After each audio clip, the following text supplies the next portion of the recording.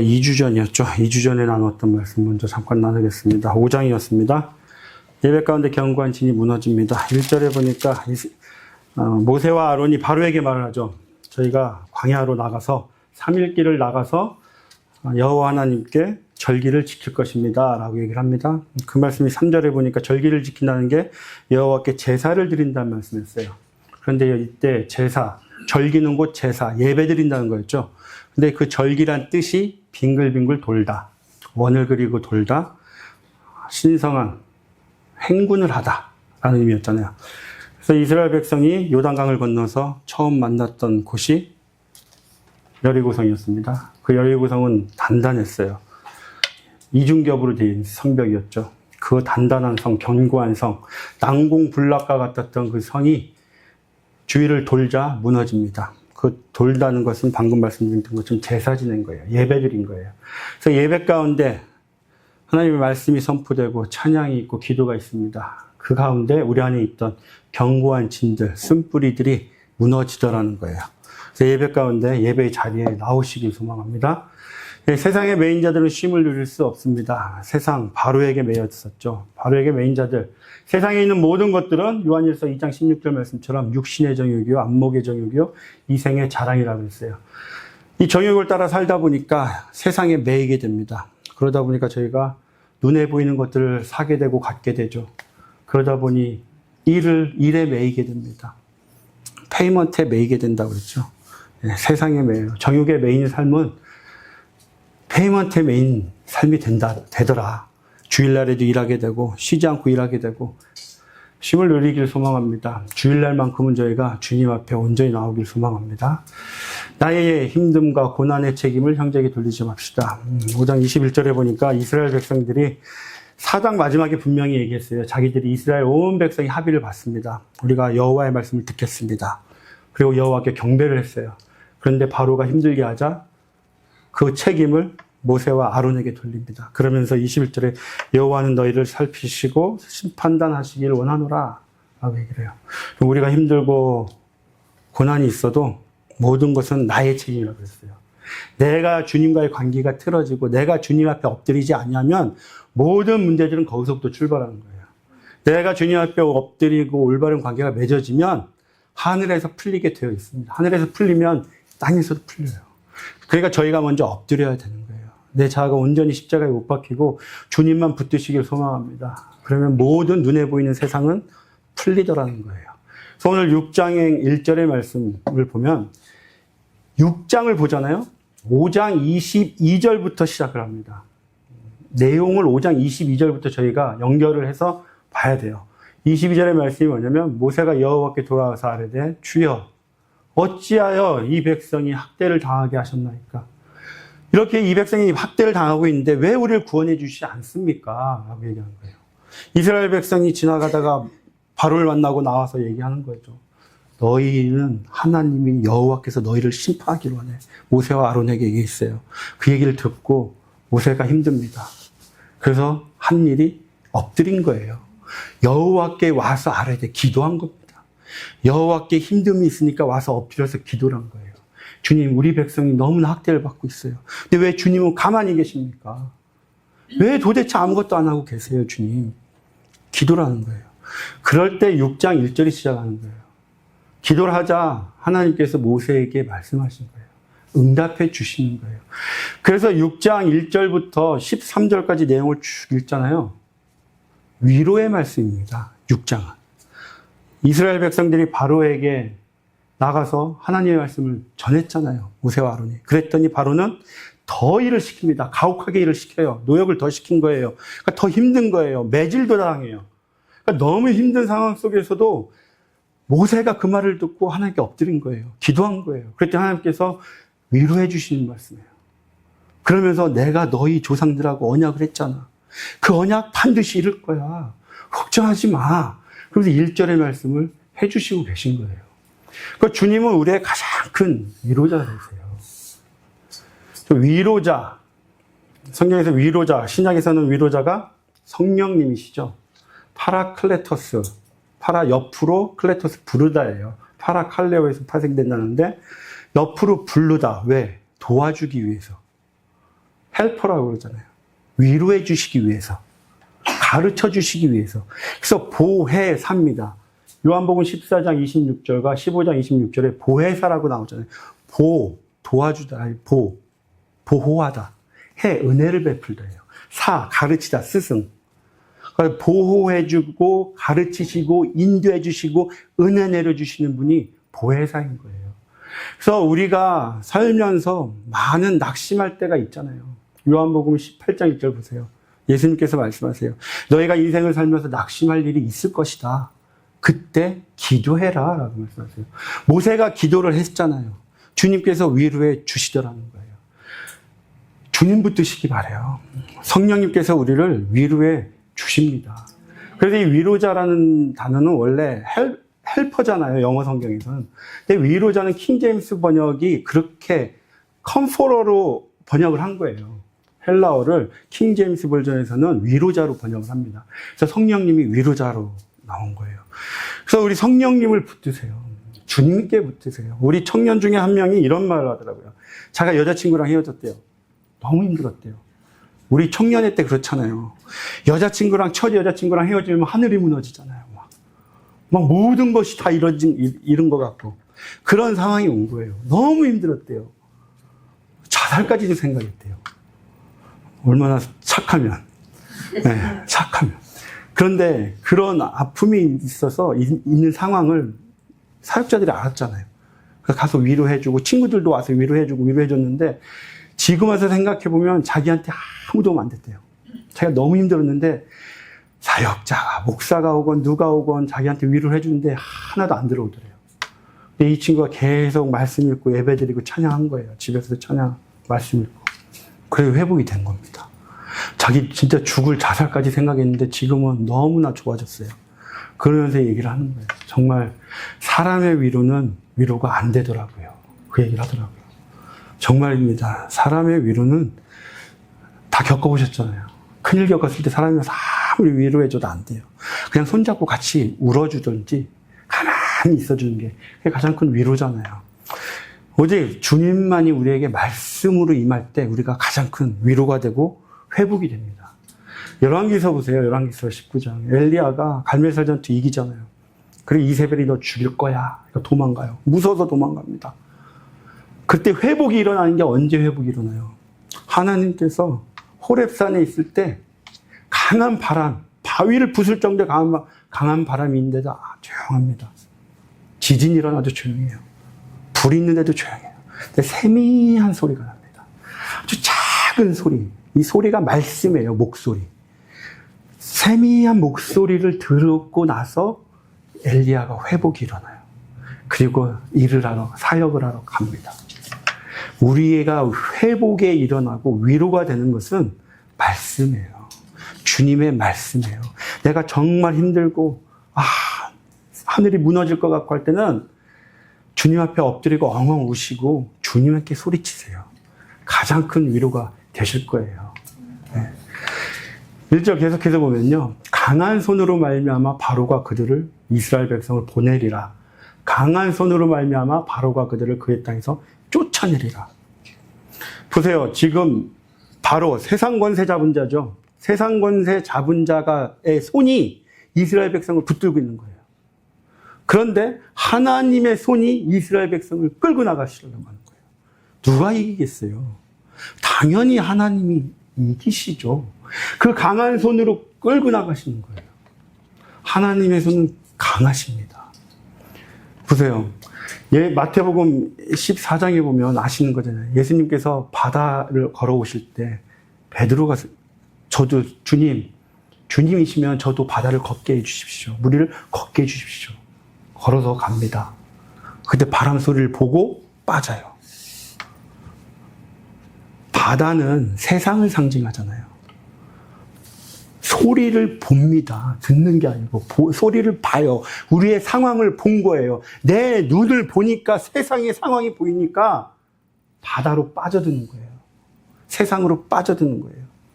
그때 주님께서 강한 손으로 딱 잡으시고 우리를 끌어올려 주십니다. 그런데 중요한 것은요. 붙잡아 주실 때 베드로가 어떻게 했어요? 소리 지릅니다. 주여 나를 구원해 주옵소서. 주여 나를 구원해 주옵소서. 주님 아니면 저 죽습니다. 주님 아니면 저 이 세상에 빠져서 죽어요. 바다에 빠져서 죽습니다. 주님. 구해 주십시오. 주님. 소리치세요. 바다에 빠지시기 싫으면 주님께 크게 부르시기 바랍니다. 그때 주님의 강한 손이 여러분을 딱 붙드세요. 그리고 다시 끌어올리십니다. 믿으시기 바라요. 주님은 저희를 그냥 바다에 빠져 죽게 냅두시지 않으세요. 끝까지 저희 빠져서 이렇게 있어도 끌어올리셔서 저희를 살리시는 분이 주님이세요. 한번 택하신 백성, 한번 택하신 자녀는 끝까지 책임져 주시는 거예요. 주님 붙으시기 바라요. 2절 하나님이 모세에게 말씀하여 이르시되 나는 여호와니라. 2절부터요 8절 보세요. 8절을 보니까 마지막에 나는 여호와라 하셨다. 2절부터 8절까지는요 한 덩어리로 보시기 바랍니다. 2절부터 8절은 하나예요. 그냥 하나의 말씀으로 보세요. 내가 아브라함과 이삭과 야곱에게 전능의 하나님으로 나타났으나 나의 이름을 여호와로는 그들에게 알리지 아니하였다. 이 전능의 하나님 엘샤다입니다. 엘샤다이. 아브라함과 이삭과 야곱에게는 전능의 하나님으로 나타나셨대요. 그런데 지금 이스라엘 백성들에게는 나는 나의 이름을 아브라함과 이삭과 야곱에게는 알리지 아니하였다. 2절 말씀이, 3절 말씀이 좀 이상하지 않아요? 좀 들어보면 이상합니다. 자, 아브라함과 이삭과 야곱에게는 전능의 하나님으로 나타나셨어요. 전능의 하나님. 생각해 보세요. 창세기 12장에 아브라함에게서는요, 애굽의 바로에게서 구원해 주십니다. 전능의 하나님으로 나타나셨어요. 은혜를 베푸세요. 그리고 창세기 14장에 보면 북부 지방에 있던 가나안 북부 지방에 있던 4개 왕들이 연합해서 내려오죠. 그래서 가나안 남부 지방 5개국의 왕들을 전쟁을 해서 이겨서 다 뺏어갑니다. 롯까지 잡혀가요. 그때 하나님께서 그 4개국 왕들을 대적해서 이기게 해주세요. 전능히 하나님께서 행하신 거예요. 그 창세기 26장에 보면 블레셋의 아비멜렉 왕으로부터 이삭을 구원해 주십니다. 그리고 야곱은 외삼촌 라반과 형 에서로부터 구원해 주시죠. 그리고 아브라함에게 100세 때 이삭을 낳게 해 주십니다. 전능의 하나님이세요. 창세기 17장에 아브라함에게 나타날 때 나는 전능의 하나님이라, 전능한 하나님이라 라고 말씀하세요. 하나님께서는 아브라함과 이삭과 야곱에게는 전능의 하나님의 은혜로 나타나셨어요. 그러나 바로에게는 심판주로, 진노의 하나님으로 나타나세요. 저와 여러분에게는 전능의 하나님으로 나타나셨어요. 그 은혜로 이 자리에 있잖아요. 그런데 보세요. 나의 이름을 여호와로는 아브라함과 이삭과 야곱에게 알리지 아니하였다. 사실이에요. 창세기 쭉 보세요. 이 세 족장에게요, 여호와로 나타나셨어요. 보이셨어요. 아브라함과 이삭과 야곱도요, 하나님이 여호와인 걸 알아요. 알아요. 그런데 지금 나의 이름을 여호와로는 그들에게 알리지 아니하였다. 여기서 중요한 게요, 알리다라는 단어예요. 알다. 이게 야다입니다. 알다. 깊은 관계를 맺어서 아는 관계예요. 그러니까 아브라함과 이삭과 야곱에게는 나타나셨지만 지금 생각해 보세요. 광야 세대라고 하죠. 이 광야 세대 사도행전 7장에서는 스데반이 광야 교회라고 불러요.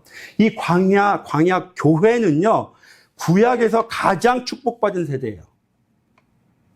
왜 그런지 아세요? 광야 40년을 같이 동행했어요.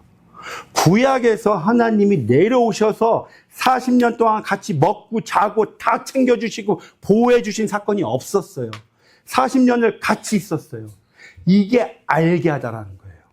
아브라함과 이삭과 야곱에게는 나타나셔서 나는 전능의 하나님이야. 약속만 해주세요. 언약만 맺어주세요. 그래서 아브라함과 이삭과 야곱은 그 약속이 실현되는 걸 못 봐요. 그러나 이스라엘 백성들 지금 광야 세대는 나왔잖아요. 그 역사 언약이 이루어졌잖아요. 그리고 40년을 동행했잖아요. 그게 알게 하더라요. 알게 하다.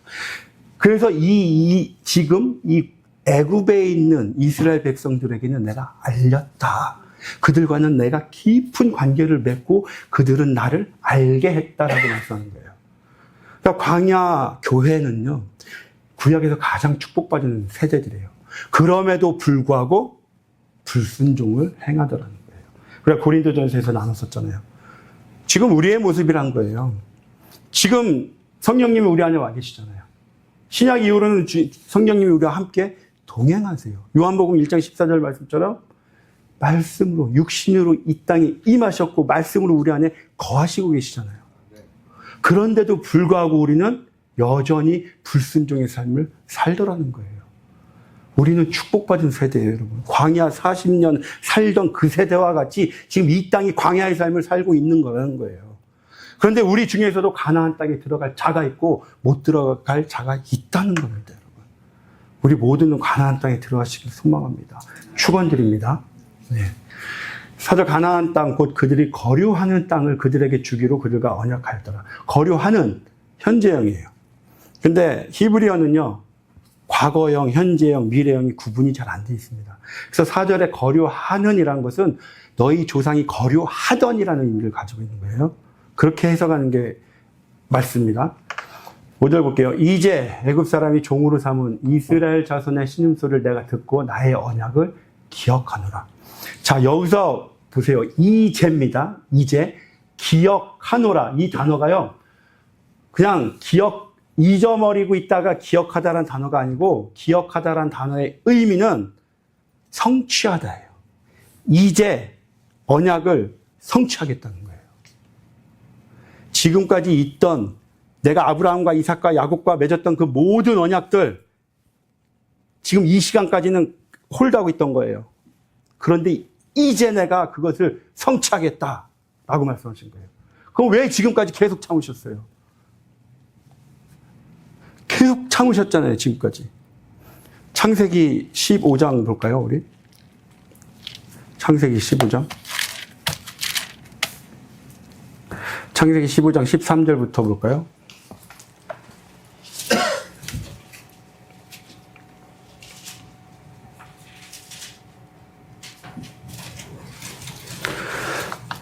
여호와께서 아브라함에게 이르시되 너는 반드시 알라. 내 자손이 이방에서 객이 되어 그들을 섬기겠고 그들은 400년 동안 내 자손을 괴롭히리니 그들이 섬기는 나라를 내가 징벌할지며 그의 내 자손이 큰 재물을 이끌고 나오리라.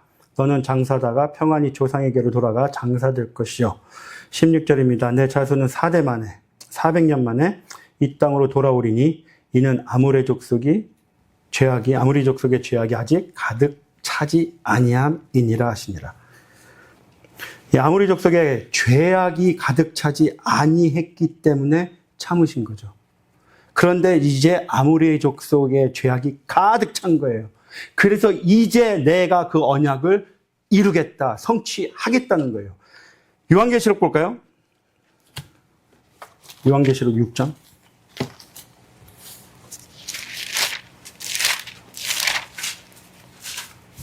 주님께서는 언제든지 약속을 성취하실 수 있으세요.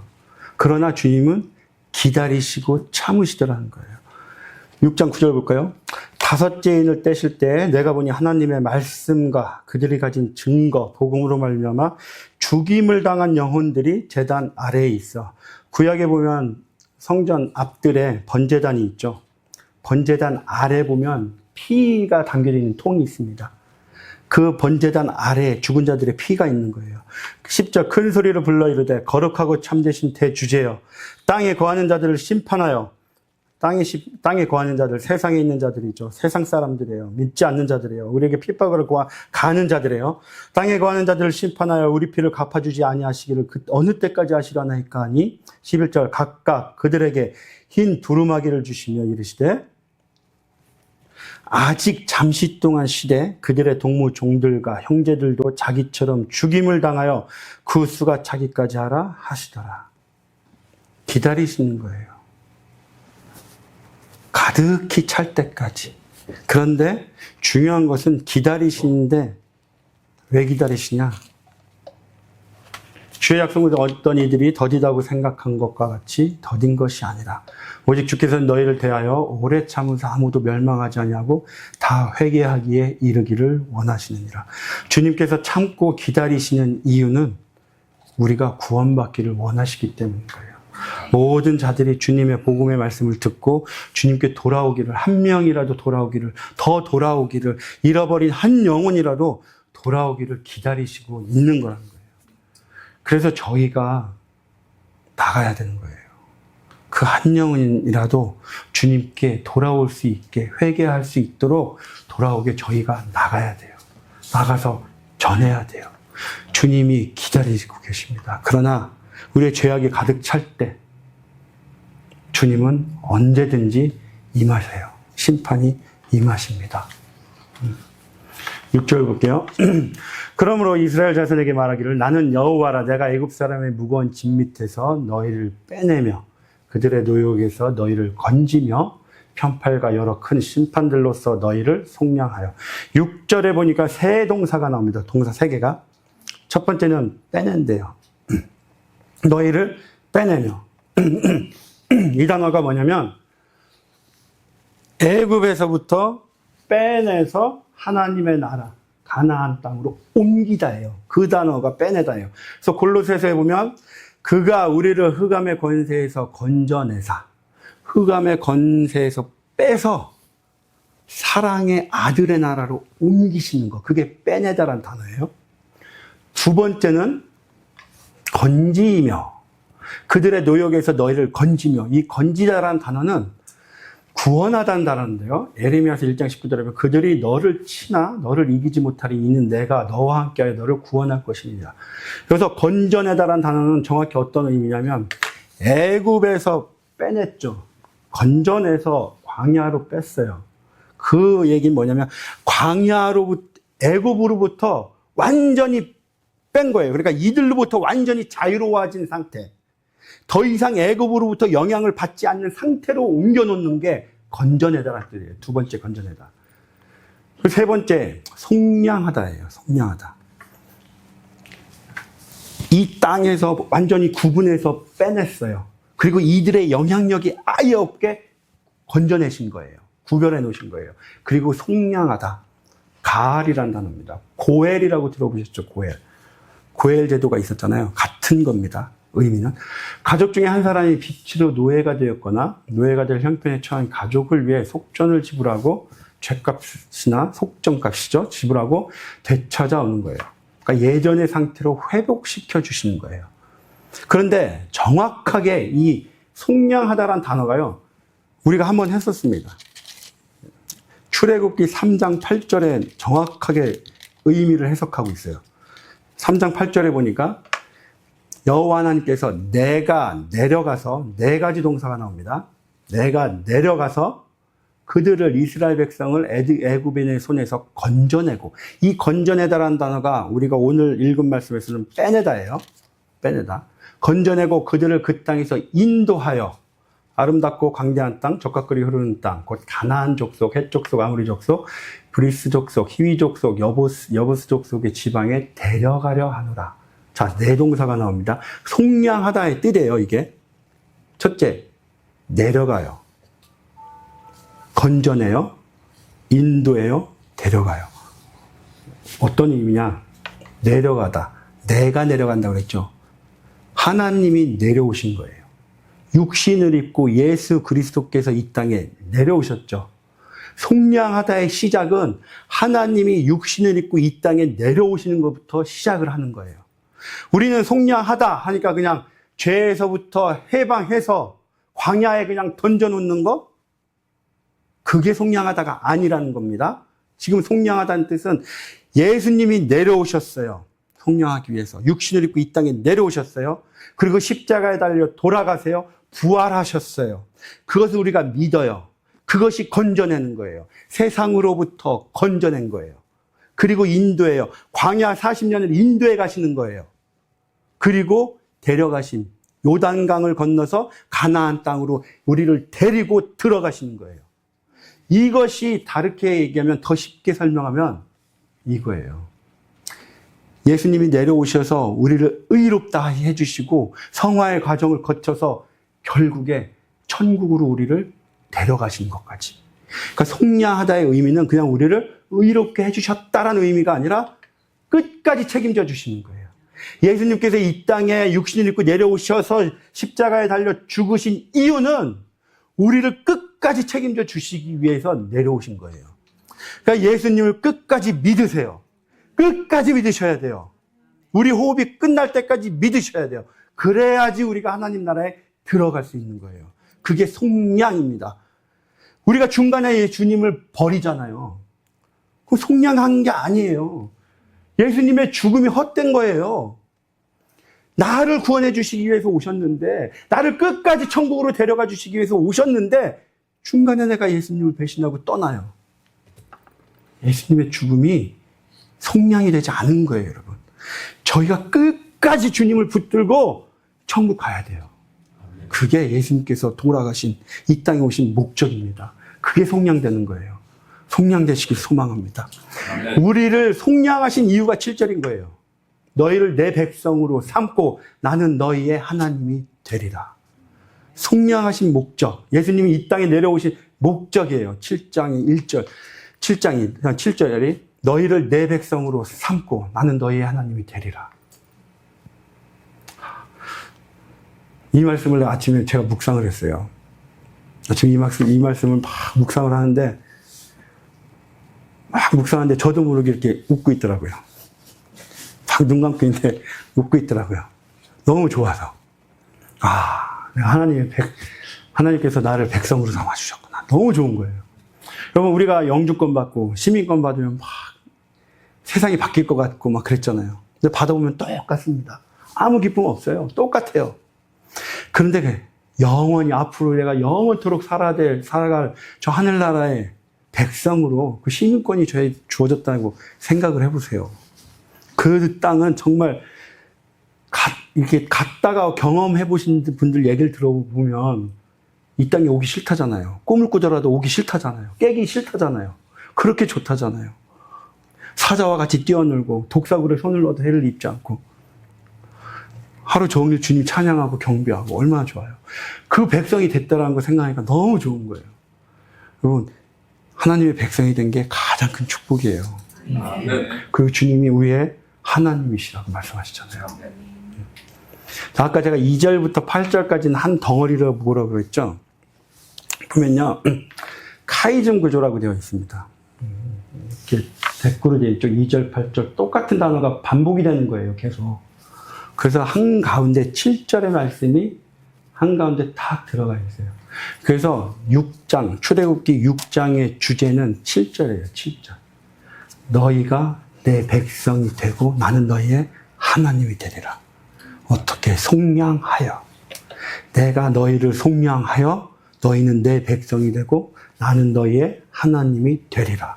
이게 6장의 주제입니다. 9절 볼까요? 모세가 이와 같이 이스라엘 자손에게 전하나 그들이 마음의 상함과 가혹한 노역으로 말미암아 모세의 말을 듣지 아니하였더라. 일이 더 많아지고 힘들어진 거죠. 그러니까 모세의 말은 곧 하나님의 말씀이에요. 하나님의 말씀을 대언한 거잖아요. 그대로 대언한 겁니다. 하나님의 말씀을 듣지 않더라는 거예요. 우리의 모습이죠, 뭐. 우리가 어때요? 속이 한번 싹 뒤집어 놓으면, 안 좋은 일 생기면, 누군가 한번 탁 건드려 놓으면, 마음이 상하잖아요. 누가 내 비위를 건드렸네? 상하잖아요. 그러면은 가만히 있지 않더라는 거예요. 마음의 상태와 환경 보지 마세요. 말씀은 말씀이에요. 내가 기분이 나쁘다고 예배 자리에 안 오고, 어려운 일 있다고 예배에 안 오고, 오히려 더 나와야 돼요. 내 마음의 상태가 힘들고 환경이 어려우면 오히려 말씀들도 더 나와야 돼요. 근데 우리는 속이 안 좋아. 지금 말씀 들을 기분 아니야. 예배 드릴 기분 아니야. 그러면 안 됩니다, 여러분. 우리 기분에 좌우되지 마시기 바라요. 12절입니다. 모세가 여호와 앞에 아뢰어 이르되 이스라엘 자손도 내 말을 듣지 아니하거든 바로가 어찌 들으리까? 나는 입이 둔한 자입니다. 13절을 마지막 보세요. 이스라엘 자손을 애굽 땅에서 인도하여 내게 하시니라. 과거형이에요, 과거형. 인도하여 내게 하시니라. 과거형으로 말했다는 것은 당연히 이루어진다는 거예요. 하나님께서 반드시 하실 거다, 이루실 거다라는 것을 그 의지를 분명하게 말씀하신 게 과거형으로 인도하여 내게 하시니라 라고 말씀하고 있는 거예요. 그런데 결론이에요. 12절 보세요. 입술이 둔한 자라고 말씀하겠죠. 우리가 4장이었나요? 4장에서 얘기하죠. 나는 입술이 둔한 자입니다 라고 얘기를 해요. 그런데요, 거기서 얘기하는 입술이 둔한 자, 입술이 뻣뻣한 자, 거기서는 카바드였어요. 무겁다라는 단어인데, 지금 12장에서 얘기하는 둔한 자라는 것은 다른 단어를 쓰고 있어요. 여기서 쓰고 있는 단어는 할례받지 못한 뜻이에요. 아레엘이라는 단어인데, 나는 입이 할례를 받지 못한 자입니다. 정확한 해석이에요, 이게. 그 단어입니다. 나는 입이 할례를 받지 못한 자입니다. 입술이 할례를 받지 못했다는 것은요, 이 안이 여전히 살아있다는 거예요. 이 안에 살아있는 게 나온 거잖아요. 우리의 혈기가 살아있으면 입술이 정하지 못한 말이 나오게 되어 있습니다, 여러분. 내가 죽어란 얘기예요, 먼저. 입술의 할례를 받으라는 것은 내가 죽어야 된다는 거예요. 내가 죽어야지 내 안에 계신 예수님의 말씀이 나온다는 거예요. 내 속을 뒤집어 놨을 때 내 세상 말이 다 튀어나오는 거예요, 여러분. 내 혈기가 나오는 거예요. 지금 모세가 얘기하는 거는요, 주님, 저는 입술이 할례 받지 못했습니다라는 것은 내가 바로 앞에 갔을 때 인간의 말이 나올 수 있습니다. 걱정해서 하는 말이에요. 주님, 저는 바로 앞에 섰을 때 주님께서 말씀하신 거 주님의 말씀만 선포해야 되는데요, 아직 입술이 할례를 받지 못해서 내 생각, 내 혈기 있는 육신의 말이 튀어나올 수도 있어요, 주님. 그럼 안 되잖아요. 그 말씀을 하고 있는 거예요. 우리도 이 마음을 가져야 돼요, 여러분. 입술의 할례를 받기를 소망합니다. 이사야서 6장 보세요. 그때 내가 말하되 화로다 나여 망하게 되었도다. 나는 입술이 부정한 사람이요. 이사야 선지자조차도 자는 입술이 부정한 자라고 얘기를 해요. 근데 숯을 가지고 수랍이 와서 대죠. 그리고 정결케 되는 거예요. 7절에 내 입술에 대며 이르되 보라, 이것이 내 입에 닿았으니 불로 숯불로 정케 되어 악이 제하여졌고 내 죄가 사하여졌느니라. 그러자 어떤 일이 벌어집니까? 입술에 할례를 받자 주여 내가 여기 있나이다. 나를 보내소서. 그 얘기는 내가 세상에 나가서 주님의 말씀을 선포하겠나이다. 내 육신의 말을 선포하지 않는 게 아니라 주님의 말씀을 선포하겠습니다. 오직 주님의 말씀만 선포하겠습니다. 라고 얘기하는 거예요. 여러분, 입술의 할례를 받기만 해요. 입술의 정결함을 통해서 우리 안에 계신 예수님의 생명의 말씀만 선포하기를 소망합니다. 그런 저와 여러분이 되시길 소망합니다. 네, 기도드리시겠습니다. 하나님 아버지 감사합니다. 저희들 여전히 부정합니다. 여전히 우리 안에는 죄악이 가득합니다. 악함이 가득합니다. 할례 받지 못했습니다. 말씀으로 저희들 할례 받게 하여 주시옵소서. 우리의 마음이 할례 받게 하여 주시고 우리의 입술이 할례를 받게 하여 주시옵소서. 세상 가운데 나가서 세상 말하지 않게 하여 주시고 부정한 말하지 않게 하여 주시옵소서. 오직 우리 안에 계신 예수님의 말씀만, 생명의 말씀만, 복음만 선포하는 자들 될 수 있도록 주님 인도하여 주시옵소서. 그를 통해서 우리가 하나님의 백성임을 증거하는 자가 되게 하여 주시옵소서. 우리의 주인이신 예수님만 드러내게 하여 주시옵소서. 영혼들이 구원받는 역사가 일어날 수 있도록 우리 모두를 사용하여